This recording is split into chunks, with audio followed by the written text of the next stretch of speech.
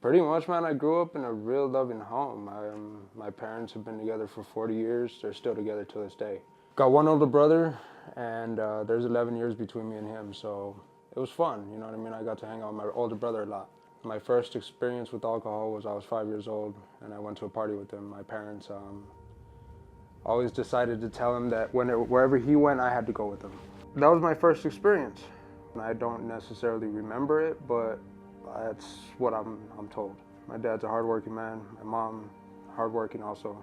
And getting older, I mean, hanging out with my older brother, I had a lot of older cousins. I grew up in El Paso, Texas. They were all into the drugs and they were all into the alcohol and stuff like that. And so, I mean, at a real young age, I started smoking weed. That's where my story began. Smoking weed, ditching school.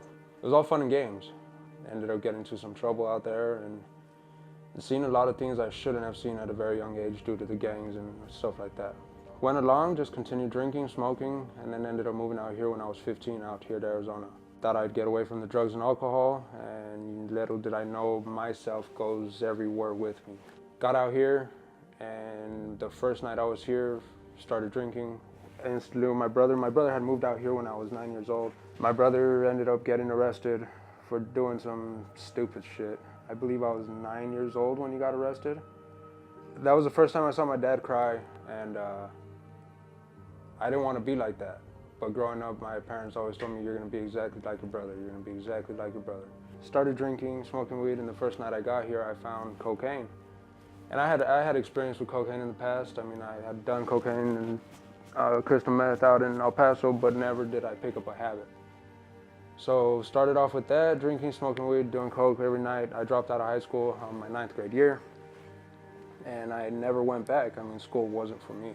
That spun out of control and I ended up getting addicted to crystal meth. And then I let it go for some time and then I started messing around with prescription pills, which was Xanax, opiates, or Percocets, Adderall, stuff like that. There was one day where I couldn't find any opiate or any Percocets, so I didn't know what it was. He told me it was black tar. I was naive to the whole situation. Ended up smoking it, and within 2 weeks I was IV using heroin. So where my addiction took me was, it led me to sleeping in a shed, to sleeping on the side of the canal for quite some time, sleeping in a car. When I crashed my car, I no longer had transportation, so I was stuck out there, and Queen Creek is where I was staying at the time. All my family just didn't want anything to do with me, and it wasn't that they didn't want anything to do with me, it's that they wanted me to get help.